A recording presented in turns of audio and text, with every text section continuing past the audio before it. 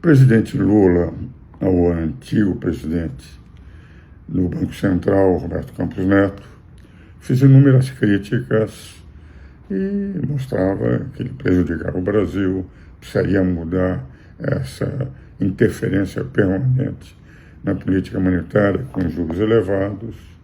E, embora não ataque o atual presidente, que ele indicou e que tem juros até muito maiores do que aqueles em que Roberto Campos colocou quando deixou a política econômica brasileira e a taxa Selic, mas, enfim, sempre mostra desconforto com o Banco Central em relação à taxa de juros. O presidente Trump, da mesma forma, o presidente Powell, do Federal Reserve, do Banco Central americano, admite até que deveria haver um jeito de poder afastar a presidente no momento em que a economia, com as medidas que ele tomou, começa a demonstrar fragilidade. Os Estados Unidos está sofrendo retaliação das tarifas que ele adotou para outros países. Aqueles que dependem de matérias-primas e dependem de outros produtos, esses estão sentindo a própria produção, e aqueles que importavam para vender no mercado americano, evidentemente, vão gerar um grande desemprego nos Estados Unidos, o que já acontece com a queda dos valores na Bolsa e a própria desvalorização do dólar e a manutenção de juros elevados para que uma política monetária contrabalançar essa guerra tarifária começada pelo presidente Trump, que está gerando uma volta de um protecionismo mundial e uma previsão de queda do PIB mundial para esse ano de 2025. O que me parece importante de um presidente da República é entender o papel de um Banco Central. O Banco Central faz política monetária. Por que nos Estados Unidos um presidente de Banco Central é eleito metade do mandato de um presidente e fica durante 8 anos sendo um presidente que só vai sair na metade do segundo presidente eleito na metade do seu governo, para dar estabilidade, porque a política monetária não pode estar vinculada à política orçamentária, à política fiscal. Todos os governos tendem a gastar e não percebem que a função de um governo é administrar bem, não permitir corrupção, não permitir empreguismo, não permitir máquinas inchadas e promover o desenvolvimento. Mas isso se faz com polícia fiscal, não aumentando o endividamento. E a política monetária é aquela que dá estabilidade. Um país tem direito a ter moeda se tiver um banco central capaz de administrá-la. Países que têm inflação, na verdade, não têm moeda. Se procura a garantia de moedas de outros países.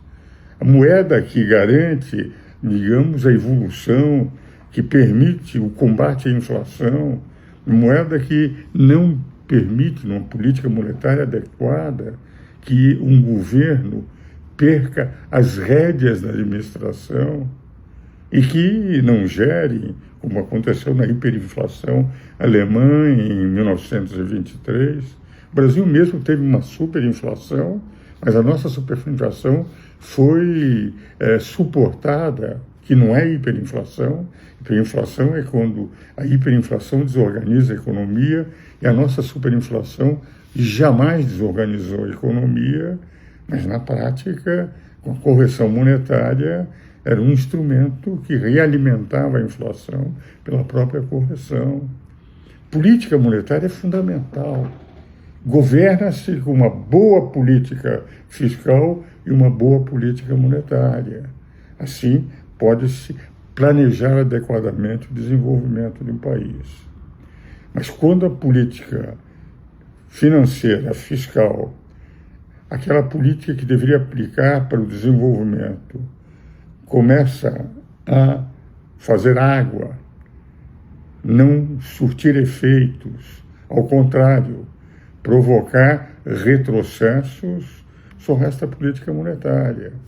Por isso, os ataques do presidente Lula ao ex-presidente do Banco Central e a política monetária de juros elevados, que ele acha que tem que ser baixados, e a política do presidente Trump, que pretende, inclusive, ver a forma de poder levar Powell para fora da presidência do Banco Central, demonstra, enfim, uma pequena, pouca, eu diria até uma ignorância do papel da política monetária para dar estabilidade à moeda, que dá estabilidade e alavanca os desenvolvimentos das nações. Então, me parece fundamental, tanto ao presidente Trump como ao presidente Lula, compreender que sem política monetária e com política orçamentária e fiscal, de certa forma descontrolada, já descontrolada no Brasil, nós estamos a caminho de um endividamento crescente. Bastei com o arcabouço fiscal, o que faz o arcabouço fiscal?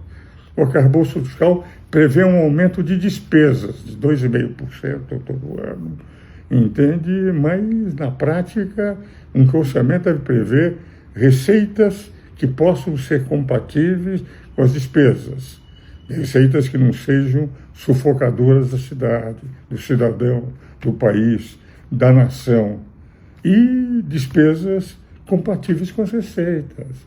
Quando se planeja como arcabouço fiscal o que vai haver de aumento de despesas, quando o mais importante é saber quais são as receitas, esse aumento de despesas sem programação de receita adequada a ser vista no futuro traz como consequência garantia do aumento de despesa, um arcabouço, sem que a garantia da receita de que só pode se dar esse dinheiro com um aumento de tributação que é sempre possível, mas sempre representará um peso sobre o cidadão, e o aumento do endividamento, que sempre é ruim, que gera desconfiança em todos os investidores no país. Enfim, eu tenho a impressão que o problema não está no ataque aos bancos centrais, nem do Brasil, nem dos Estados Unidos.